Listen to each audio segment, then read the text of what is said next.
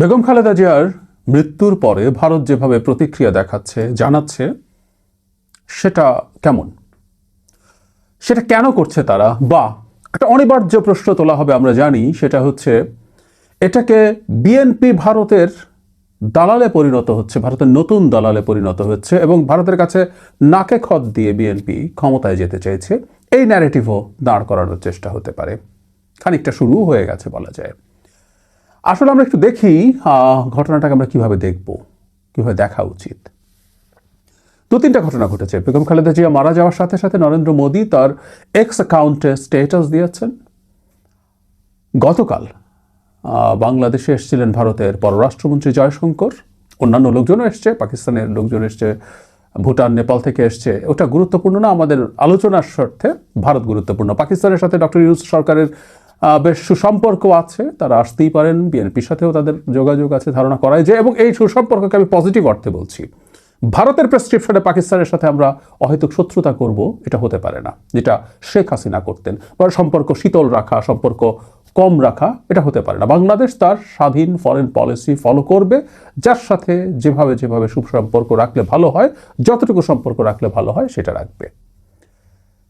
তো আমরা ভারতের ব্যাপারটা আলাপ করছি। শুধু সেটাই না, জয়শঙ্কর একটা বার্তা নিয়ে এসছেন নরেন্দ্র মোদীর কাছ থেকে, যেটা তারেক রহমানকে উদ্দেশ্য করে দেওয়া হয়েছে। এবং ফাইনালি দেখলাম আজই ভারতের পররাষ্ট্রমন্ত্রী রাজনাথ সিং আমাদের হাই কমিশনে যাবেন সেখানে শোক প্রকাশ করতে। তাহলে আমরা এভাবে বলতে পারি যথেষ্ট গুরুত্ব দিচ্ছে ভারত। ফলে তারেক রহমান ভারতের কাছে বিক্রি হয়ে গেছেন, এই ন্যারেটিভওয়ালারা খানিকটা খুশি হতেই পারেন যে এর মাধ্যমে এই ন্যারেটিভটা বেচা যেতে পারে। 3 দিন আগে নরেন্দ্র মোদী যে স্ট্যাটাসটা দিয়েছেন, তাৎক্ষণিকভাবে সেখানে, এগুলো পড়ে রাখা ভালো, খালেদা জিয়ার পরিবার ও বাংলাদেশের মানুষের প্রতি আমাদের গভীর সমবেদনা। এই মর্মান্তিক ক্ষতি সহ্য করার শক্তি যেন সর্বশক্তিমান তার পরিবারকে দেন। বাংলাদেশের প্রথম নারী প্রধানমন্ত্রী হিসেবে দেশটির উন্নয়নে পাশাপাশি, এই জায়গাটা খেয়াল করি, ভারত বাংলাদেশ সম্পর্ক জোরদারে খালেদা জিয়ার গুরুত্বপূর্ণ অবদান সবসময় স্মরণ করা হবে। তিনি 2015 সালে যে ঢাকায় এসছে সেই ব্যাপারে উল্লেখ করে বলছেন, আমরা আশা করি তার দৃষ্টিভঙ্গি উত্তরাধিকার আমাদের পারস্পরিক অংশীদারিত্বকে ভবিষ্যতেও পথ দেখাবে। খালেদা জিয়ার আত্মা শান্তিতে থাকুক। যে স্টেটমেন্টটা দেয়া হয়েছে সেখানে তিনি বলেন, ভারত বাংলাদেশ সম্পর্ক, মানে জয়শঙ্কর যে বার্তাটা নিয়ে এসছেন সেটা তাদের হাইকমিশন এটা পাবলিশ করেছে, সেখানে বলা আছে, ভারত বাংলাদেশ সম্পর্ক সুদৃঢ় করার ক্ষেত্রে খালেদা জিয়া গুরুত্বপূর্ণ অবদান রেখে গেছেন। তিনি প্রত্যাশা করেন তারেক রহমানের নেতৃত্বে খালেদা জিয়ার সেই সম্পর্কগুলো এগিয়ে নিয়ে যাবে, তার এক নতুন পথ চলা নিশ্চিত করতে এবং ভারত বাংলাদেশের মধ্যকার গভীর ও ঐতিহাসিক অংশীদারিত্বকে আরও সমৃদ্ধ করতে আলোকবর্তিকা হিসাবে কাজ করবে।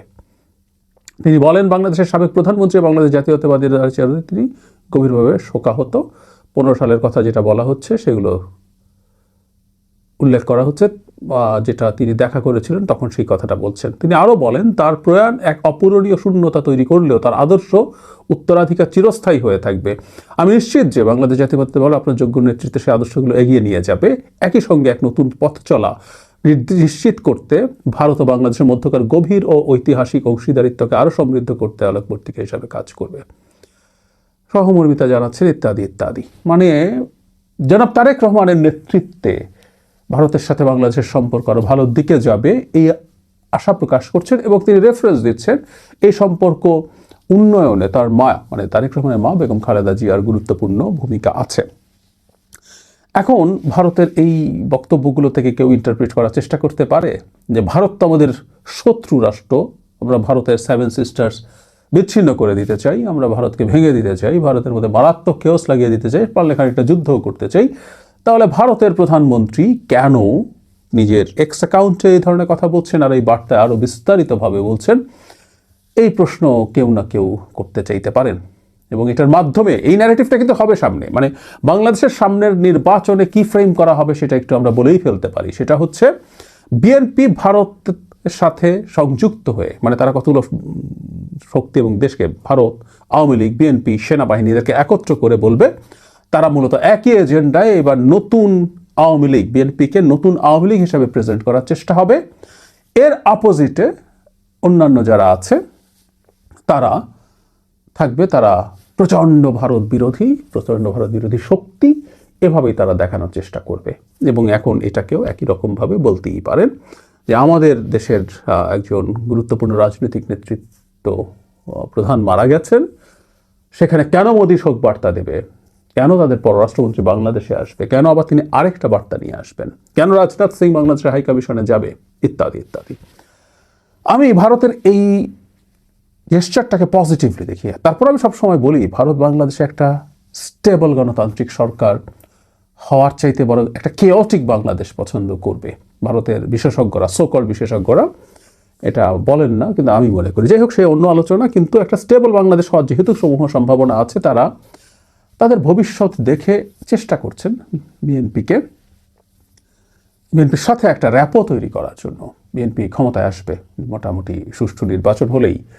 জামায়াতে ইসলামীর আদৌ কিছু হবে বলে আমি মনে করি না। অনেক কিছু মনে করেন, জামাত নিজেও হয়তো মনে করেন। তো তাহলে যে কথাটা বলছিলাম, যে দলটা ক্ষমতায় আসতে যাচ্ছে তার সাথে এনগেজ করার একটা চেষ্টা ভারতের দিক থেকে দেখছে, এবং এটা একটা পজিটিভ সাইন। আমি প্রায় একটা কথা বলি, ভারতের সাথে আমাদের, ভারতের উপরে ক্ষুব্ধ হওয়ার, রেগে যাওয়ার, ভারতের প্রতি আমাদের তীব্র কারো ক্ষেত্রে ঘৃণাও যখন হয়, সেটাও খুব অযৌক্তিকটাও।